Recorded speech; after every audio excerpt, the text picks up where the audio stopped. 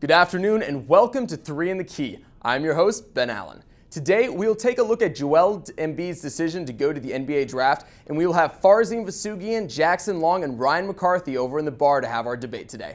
But first, let's get you up to date on what you missed.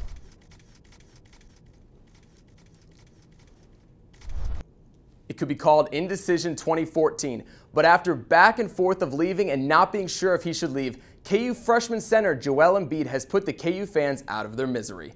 He has declared his intent for the NBA draft. The 7-foot Cameroonian missed the NCAA tournament with a back injury and missed senior night as well to end his KU career on an abrupt note. Embiid will likely be a top 3 pick in the NBA draft along with guard Andrew Wiggins. The basketball community has lost a member of its family today, and no, she has never played in a game.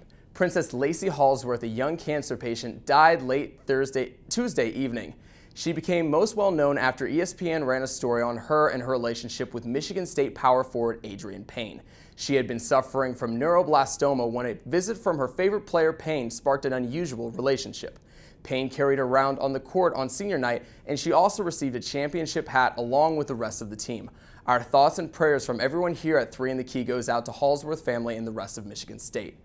One of our sister programming, Good Morning KU, will have a very special segment on Monday morning. KU football legend Gale Sayers was at Crossroads this morning with one of our own guests, Farzin. The Kansas Jayhawks with Charlie Weiss entering their third year. Any thoughts as Kansas continues to go? It seems like they're starting to make a little bit of progress with him as their head coach. Let's hope so.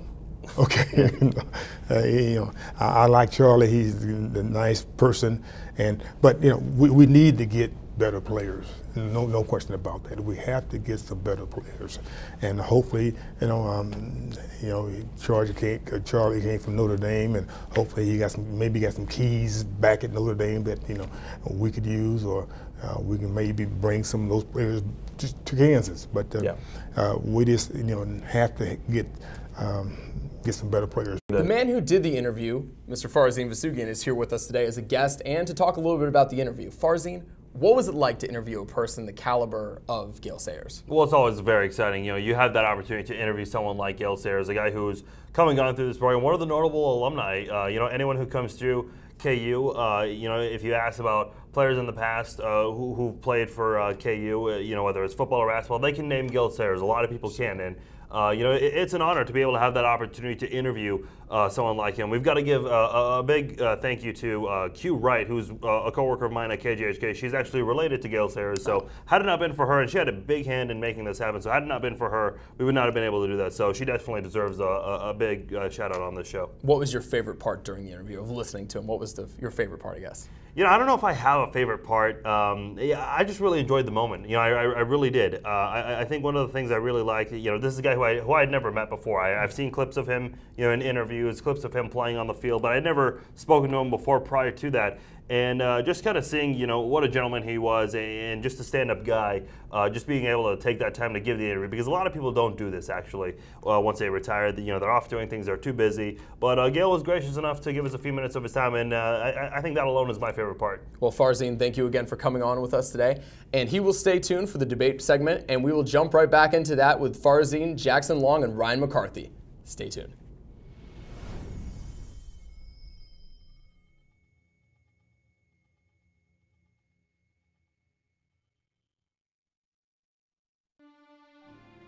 Where you go to college makes a statement about you. This place will become a part of you, your identity for life.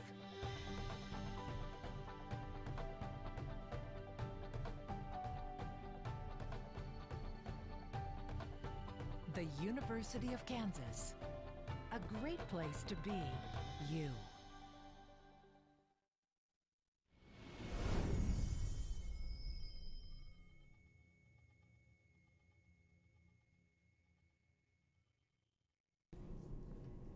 Well, welcome back to 3 in the Key. Sticking with our debate topic, we have 3 guys here today from all over campus. We have KJHK's own Jackson Long. We have a former Kansan editor, Ryan McCarthy here, and of the Topeka Capital Journal. And we also have current editor and basically running the show at KJHK, Farzin Vousoughian here today. We will go ahead and get started with our point system and get you going here. Our first question today, guys, will be, did Joel Embiid, who decided he will be going to the NBA today, did he decide to make the right decision? Absolutely. I mean, look, this guy's got back problems. What if he comes back for another year and suffers another injury? I mean, at that point, he's never going to be a top 5 pick again. NBA scouts are going to be too afraid to take him that high. And at that point, you're going to ruin your chances. This is the best opportunity to go. I mean, look at I know this is a different sport, but look at I think it was Michael Smith from Louisville, Michael Bush, I think. Running back. Running back. Okay, thank you. I got mixed up with with McFadden for some reason. But anyway, that guy was a first-round pick. He got injured, and he fell, I think, to the 4th or 5th round. Went to the Raiders. I mean, that's a situation right there where you look, hey, go as soon as you can. When you're touted to go that high, go. And I think Joel Embiid did the right thing. Right. Yeah, I think he definitely made the right decision. If he's got to rehab a little more, I mean, you might as well get paid to do it. So I think he made the right decision. Looking at the press conference, it seemed like he wanted to stay. He wanted to be here for a little longer. But with that much money on the table, it's kind of hard not to say something and not take the money. Yeah, I mean, I think it's the right decision, but I also think he could have made a wrong decision here. I think it's a win-win situation. Self said it in his press conference earlier today. He had 2 good options because he stays and he gets a lot of maturity and extra time because he's only been playing the game for 3 years. Yeah. I think maturity is his biggest downfall right now. He doesn't have a driver's license. He just learned to drive on a country road the other day. But on the same accord, if an injury happens, it's a big mistake. He's a top 5 pick, and it is a profession and a career for him, so the money does matter. And Farzin and I were talking about this beforehand. Embiid doesn't have to make an impact right away. Everybody's expecting him to learn a little bit and eventually get there in a couple of years, eventually to be the all-star caliber player that he has the potential to be. With that in mind, though, I think he would have eventually gotten there anyway. If he would have went in the draft he wouldn't have stayed more than his sophomore year, but if he would have stayed another year, he's still going to be taken in that top 5. I don't think the injury problems are that big of a concern. I do think it's a right versus right decision. I mean, it's a good choice either way. Finishing off on a strong point there with the right versus right decision. The first point of the day will be going to Mr. Jackson Long. For our second topic of the day, we look at the NCAA Tournament Championship. We saw UConn basically dismantle Kentucky towards the end with their ability to be able to be in control. The question for you guys is, does experience trump talent?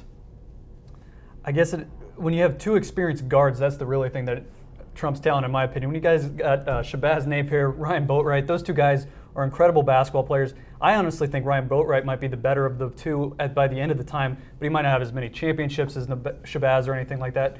But I think if you have 2 guards, you can go anywhere with a 6-game tournament coming in that way. So. Yeah, it's a 6-game tournament. It's crazy every time, and we've talked about it multiple times. It's madness, truly. But you're right, Shabazz Napier is probably the X factor in this game, and he was the tournament's most valuable player, and that's why I think the experience does matter, because Aaron Harrison, probably more athletic, more length, but I would take Shabazz earlier in the draft than I would take Harrison because he's more controlled. He's a great passer. He has more refined game. If Harrison stays 4 years and does senior year like Napier, maybe Harrison's a better point guard, but Napier's been there 4 years, and I think that's why he should be the number 1 pick the number 1 point guard picked in the draft. I think it kind of varies from year to year. I mean, look, just a couple of years ago, Kentucky had a lot of young talent, and they were able to pull it off. Of course, it was a couple of years ago against Kansas. I mean, they were close this year. They really were. Look at another team. I think another good example for this year is Kansas, a team that was very young, not a whole lot of upperclassmen on the team, at least in the starting lineup. And they're a team that had a lot of success, but when it came to tournament time, I mean, they didn't go very well. So I think for the most part, I think experience does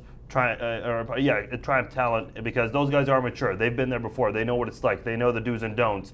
And when you go through that experience, you'll know how to do it in your second go around. And I think that's why UConn was able to pull it off. Yeah, I think on a consistent basis, experience does trump talent. You saw Kentucky win, like you said, but they also were in the NIT last year, and so they lost to Robert Morris in the first round, the prior, and then they separate 2 championship games back and forth, sandwiched in between as an NIT loss in the first round. So in a consistent basis, but you're right, talent does definitely fit well into the mix because they made a couple championships. All right, well, ending that off on a very quiet note here now. The point we'll be going to for the second point of the game, Farzin Vousoughian. Third topic. After going a little bit with that topic that we were just talking about there, should players be required to stay longer than the 1 year that is required in the NCAA for basketball?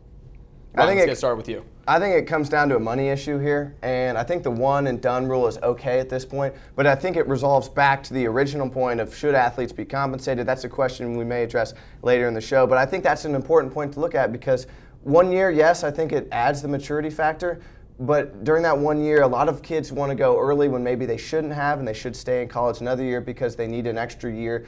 They need to get that money, and if it's a financial situation, then yeah. But it all comes down to the moolah, and really that's what kids really want to go to the NBA for. Yeah, I think you look at some of these players, and you mentioned, a personal factor does come into play here.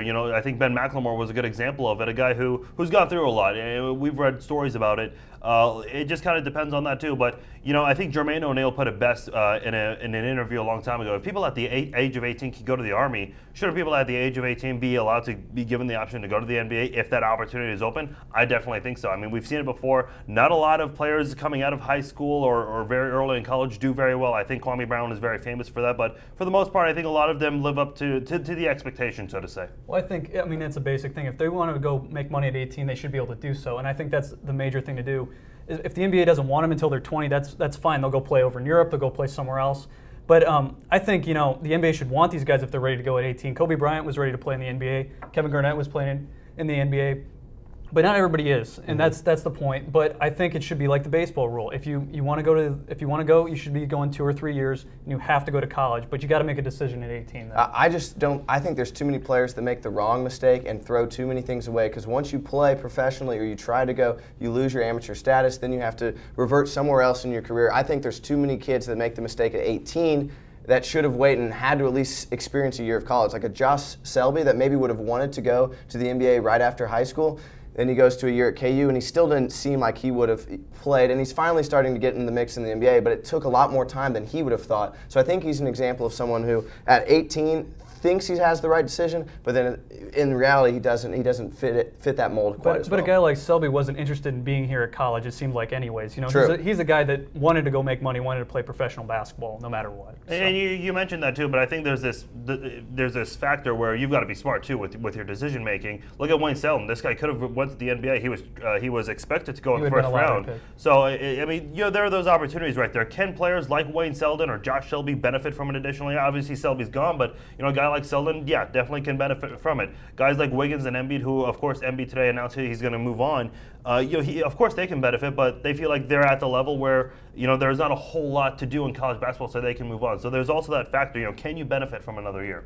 Bringing up European basketball is always a good way to get you a point, and with that, we now have a 3-way tie for first place, second place, and third place, with everyone having 1 point.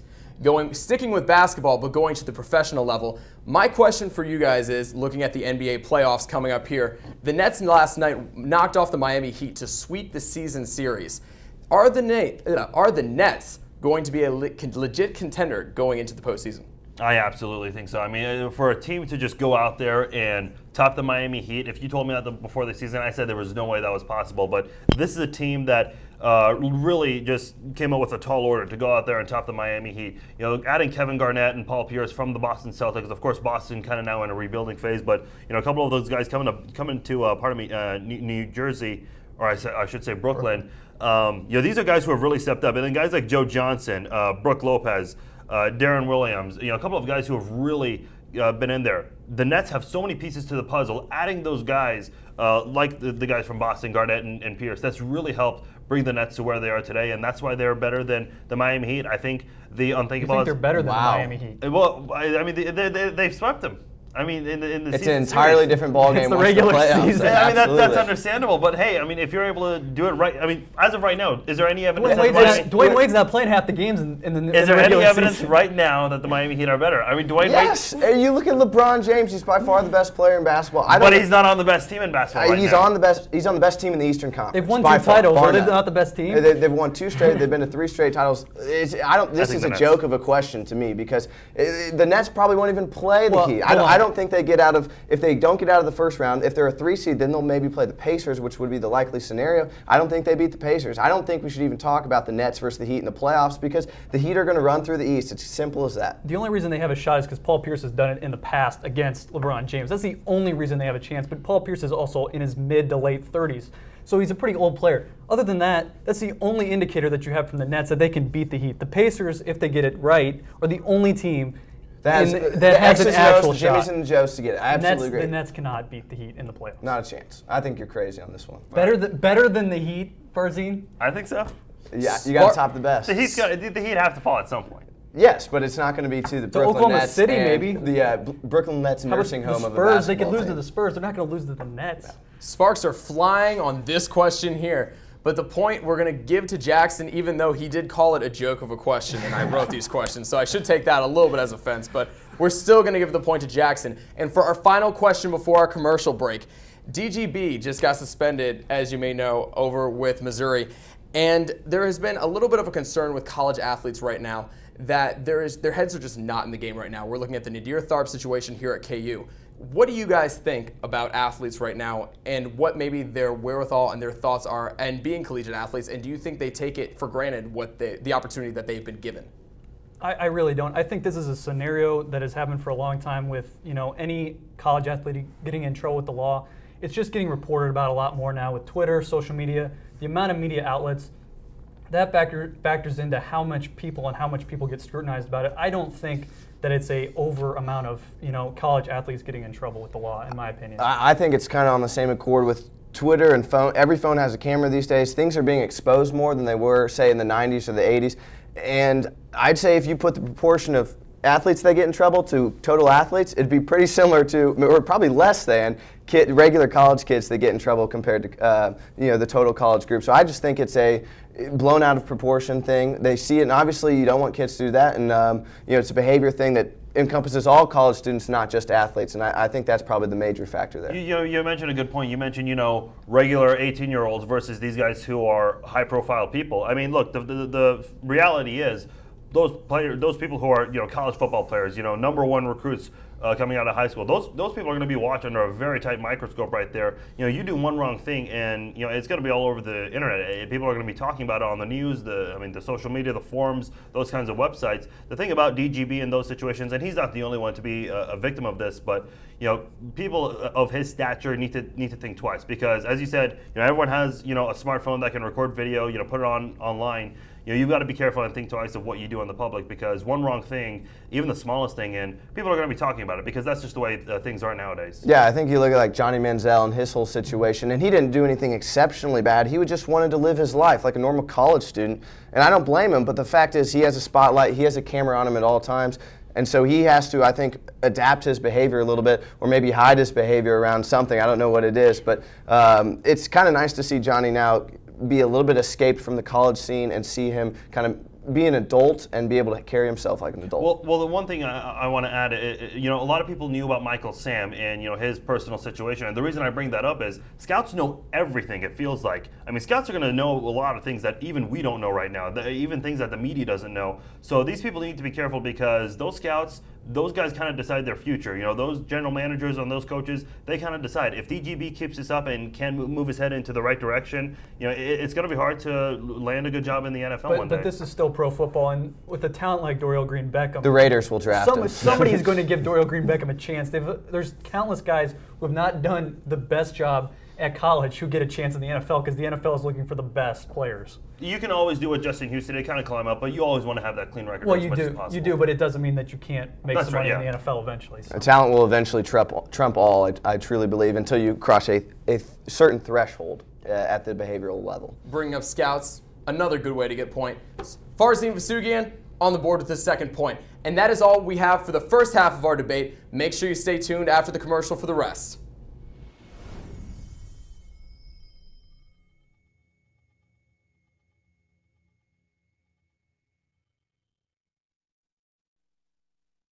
Back to 3 in the Key. The score is 2-2-1 with Jackson and Farzin in the lead and Ryan in third.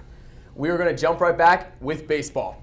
The Kansas City Royals right now have not started off the season as many had hoped. After the James Shields situation, in which they traded him away last year, and Will Myers doing pretty well down with the Tampa Bay Rays, there have been much discussion whether the offense is going to be able to keep up with the pitching and the rest of the Royals team. The Royals has yet to hit a home run so far, and Mike Moustakas only got his first hit last night. My question to you guys is, if the team continues to do badly, who will be the first person to go? Will it be Dayton Moore, the general manager, or Ned Yost, the coach? Well, I think all the complaining needs to slow down just a little bit. 153 games left. 153 games left. Alex Gordon just hit a home run right before we walked in on the show. So I think it's a small sample size, and that needs to be taken into account when you look at this. The Royals really have a lot going for them. Their starting pitching has been phenomenal this year. If the bats come around and they have more holes or less holes in their lineup, you add Aoki in right field and Omar Infante, who's not going to be out too long with his jaw injury. The lineup is much improved. It'll only be a matter of time before, and we're talking about just 8 games. 3 and 4. This is no reason to freak out yet.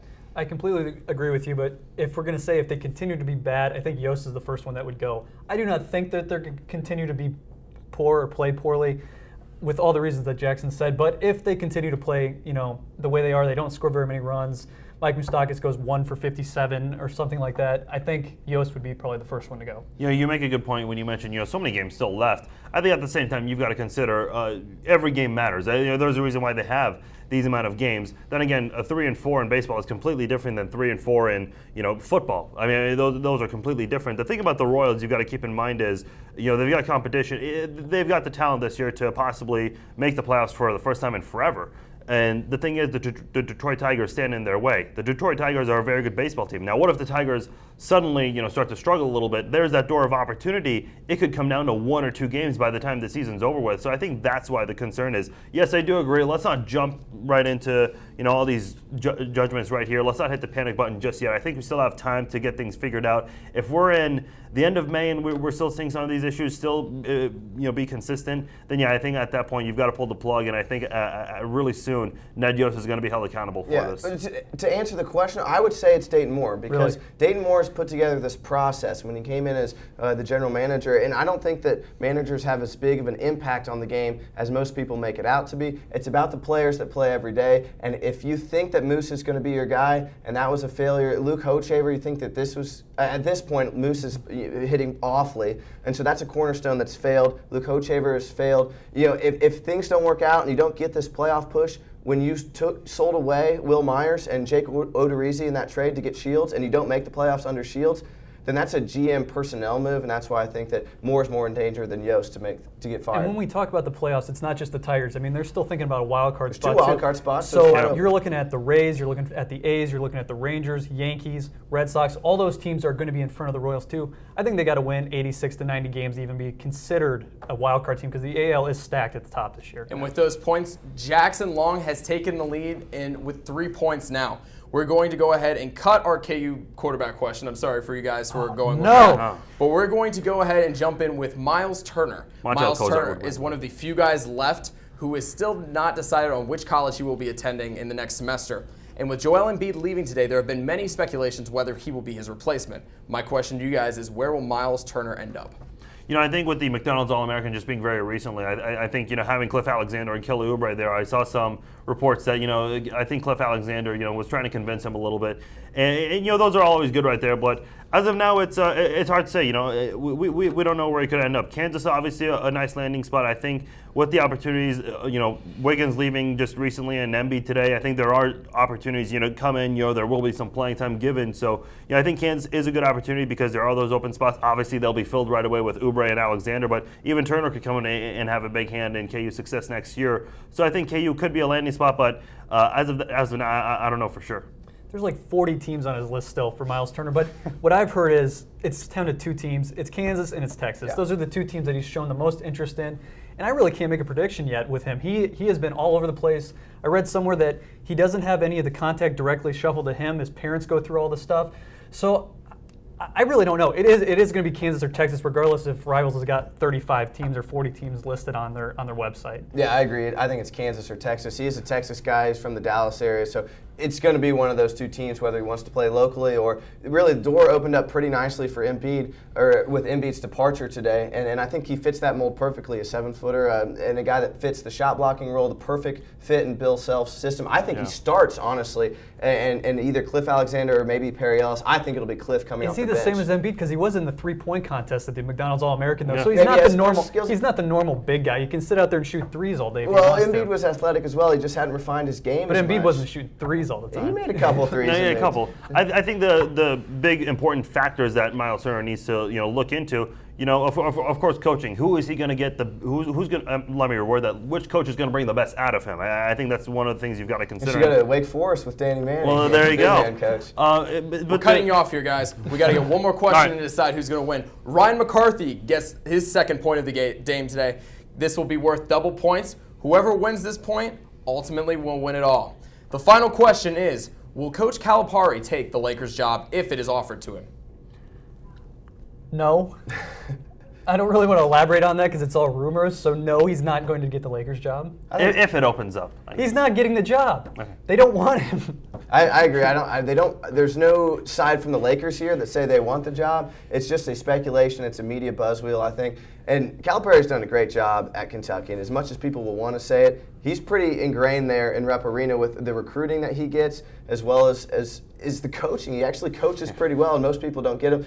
He gets a bad rap at KU, certainly. But the recruits he brings in on a daily basis, it seems daily, literally, that he gets these top 5 recruits. I think he's set in stone here at Kentucky for a time to come. Real quickly, you look at Mike Krzyzewski. He had that opportunity in 04, but he just has a big passion for the game of college basketball versus the NBA. Coaching and those two are completely different, but the Lakers, I mean, that name itself kind of speaks for itself right there. I mean, they're one of the top teams.